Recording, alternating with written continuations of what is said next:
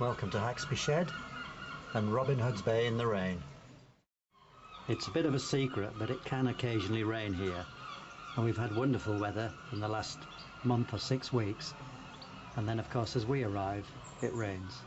But it doesn't matter to us because so many members of our family stay in the cottages here for this period, and so if it does rain we just go from house to house chatting and catching up with the news. And in fact our second daughter and her family are moving in next door today. So that's the cottage we're staying in, the door nearest. It's obviously been a house which has been divided into two. Well, obvious to me, I think it is. And we can see on there 1732. And these were old fishermen's cottages which have been bought as holiday homes, most of them. Describe it to us then. This is our son. Come on then. This is Cranford. Yes. And it's currently our holiday cottage. Yes. Which is absolutely wonderful, and it's got many features such as partial working shower. Partial working shower? Yeah. Really? You can. Fantastic. You're good at this. Yeah. 2 daughters, 2 houses next door. There you go. That was it. One of our daughters and her partner is renting a cottage overlooking King's Beck here. So the beck runs off the moor, down through the village, to the slipway, then out to sea.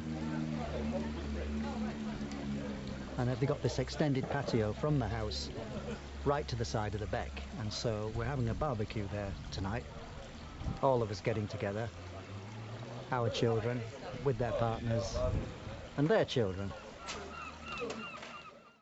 I reckon these will all burn through. There'll just be 4 rectangles there in the morning. Got music on. Some daughters.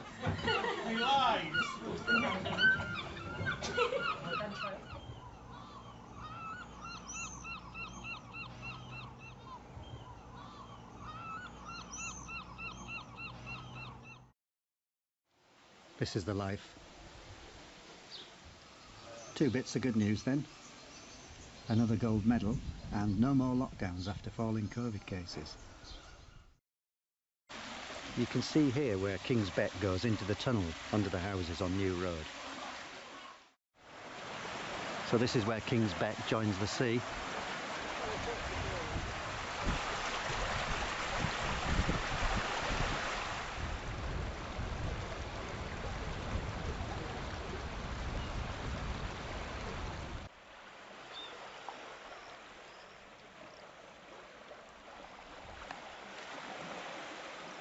Morning sunshine.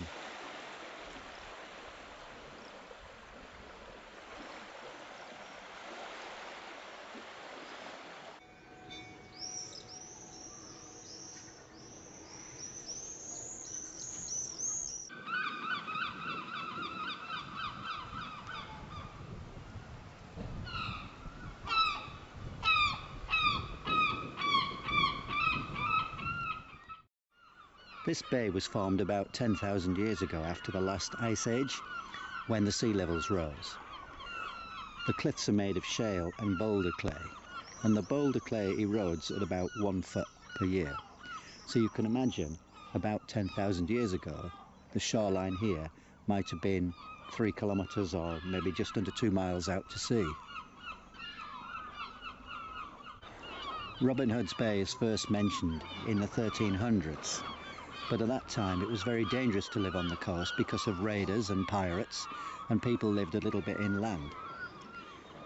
Housing here was first mentioned as a village in the 1500s, and most of the earliest houses date from there onwards.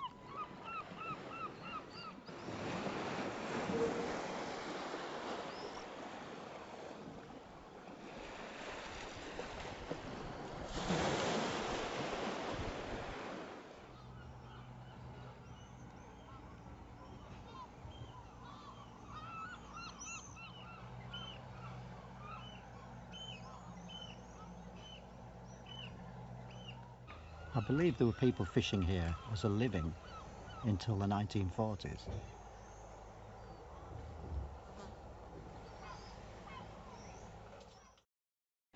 Many cottages have fallen into the sea, and you can see the roof line of one there. In 1780, 22 cottages fell into the sea when the main road collapsed, and another road had to be built to get down to the bottom of the village. All these cottages will have had neighbours that have fallen into the sea.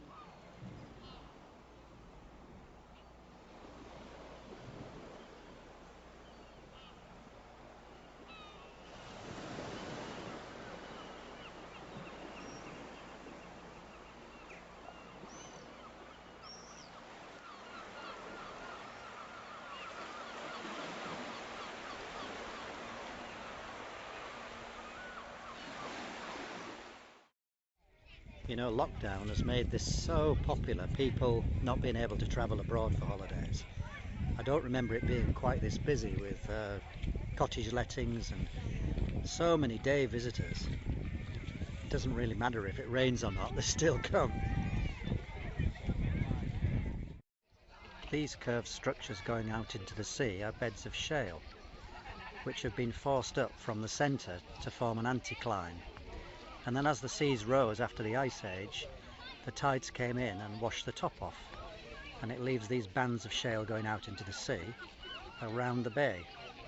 And I think they're about 130 million years old. So you'd think it would be an ancient landscape, but of course it wasn't like this when the Ice Age was here, and it's only since the boulder clay has been washed off the top do you get these shapes showing.